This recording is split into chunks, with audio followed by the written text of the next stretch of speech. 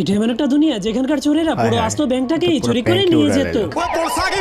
এই জন্য তখনই সেখানকার পুলিশ এসে রশি ছুড়ে মেরে পুরো ব্যাংকটাকেই শক্ত করে বেঁধে ফেলে। এরপর অনেক জোরে একটা টান মেরে আবারও আগের জায়গাতে নিয়ে রেখে দেয়। এরপর চোরেদেরকে ধরার জন্য পুরো রাস্তাটাকে উঠিয়ে কাপড়ের মতো নাড়িয়ে দেয়, যার কারণে সবগুলো চোর উড়ে উড়ে তার কাছে চলে আসে। তখনই সে তাদেরকে নাস্তা পানি দিয়ে জেলখানার মধ্যে বন্দি করে দেয়, কারণ এই শহরে গুন্ডাদের উৎপাত এতটাই বেড়ে গিয়েছিল যে সবসময় গোলাগুলি চলতেই থাকতো। এই জন্য সেখানকার সেই গুলিগুলোর জন্য ট্রাফিক আইন তৈরি করা হয়েছিল।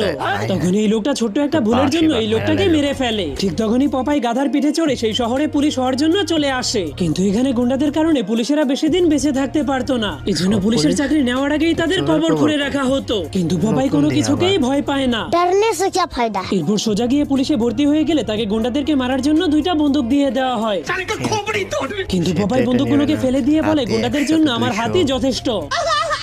তখন সবাই হাসতে শুরু করে